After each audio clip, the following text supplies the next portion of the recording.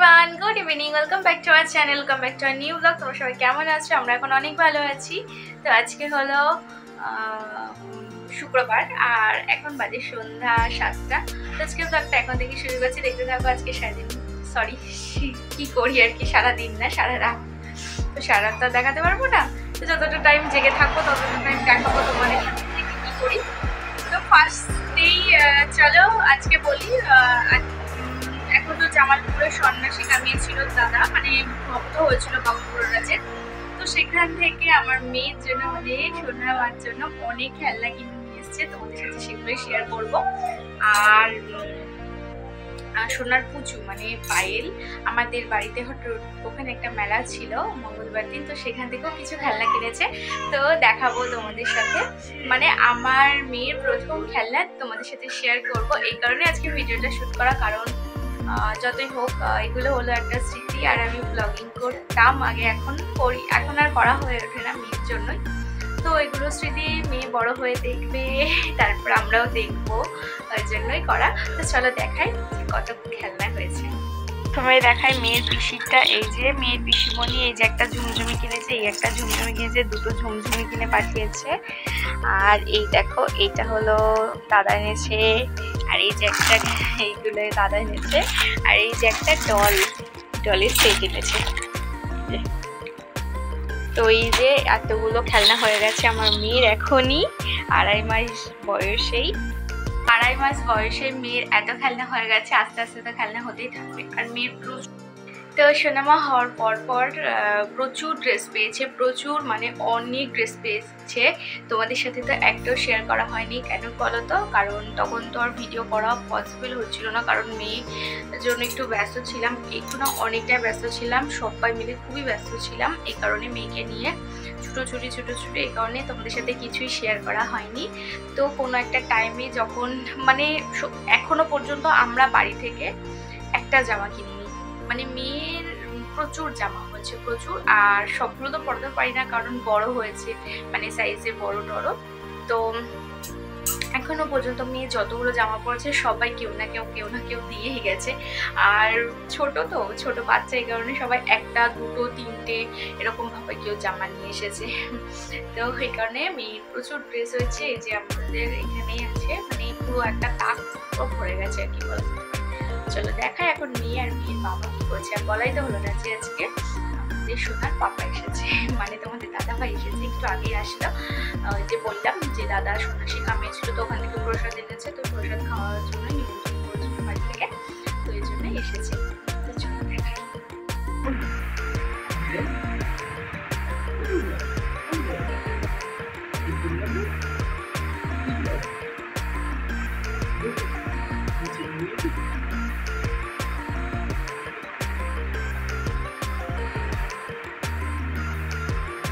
এদিকে চুল ধরে আছে, দেখেছো? এইদিকে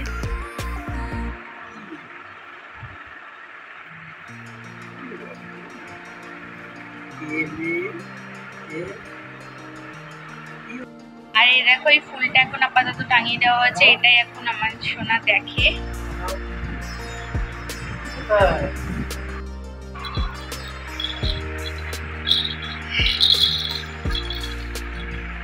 এ করে দিবা, এ করে দিবা।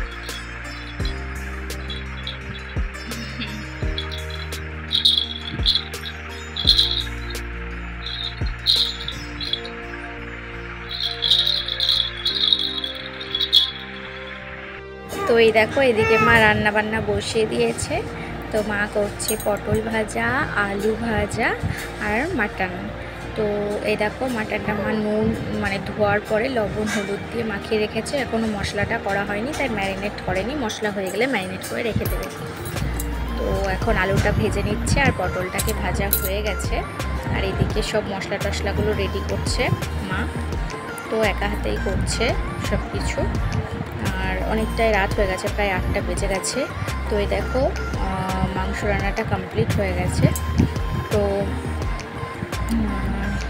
দেখতে পাচ্ছ, এরপর আমরা খেয়ে নেব। তো ওদেরকে খেতে দিয়ে দিয়েছি, মানে দাদাকে আর অভিকে খাবার পেরে দিয়েছে। তো দেখতে পাচ্ছ ওরা খেতেও বসে গেছে। তো চলো এরপর আমরা খাওয়া দাওয়া করে ঘুমিয়ে পড়বো, আবার সকালে দেখা হবে তোমাদের সাথে। Hello everyone, good morning. দেখো এখন বাজে সকাল 7:30 মতো। দেখো সোনামা ঘুমিয়ে গেছিল, উঠে পড়েছে। আর এখানে মা চা দিয়ে যাচ্ছে আমাদেরকে। চা খেয়ে নেবো এখন। একবার কাঁদছে একবার হাসছে করছে। তো চলো চাটা খেয়ে নিলাম। তো এভরিওয়ান, সকালে চাটা খাওয়া হয়ে গেছে। আর এখন চলো দেখাই মা কি ব্রেকফাস্ট বানাচ্ছে।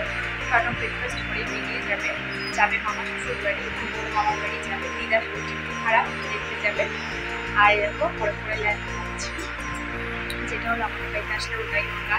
চলো এখন দেখাই যে আজকে মা সকালে তো এরকম ব্রেকফাস্টে আজকে মা লুচি বানাবে। তো আজকে যেহেতু নিরামিষ সেই কারণেই তো সব রেডি করে নিয়েছে। তো এই দেখো সিমাইয়ের পায়েস রেডি হয়ে গেছে। আর ওইদিকে তরকারিটাও হয়ে গেছে, আলুর তরকারি। আর গরম গরম লুচিটা ভেজে দেবে যখন খাবে, তো তাহলেই হয়ে যাবে। তো দেখো খেতে দিয়ে দিয়েছি ওকে সিমাইয়ের পায়েস, আলুর তরকারি আর লুচি, যেহেতু আজকে নিরামিষ এই কারণে। তাই তো শনিবার।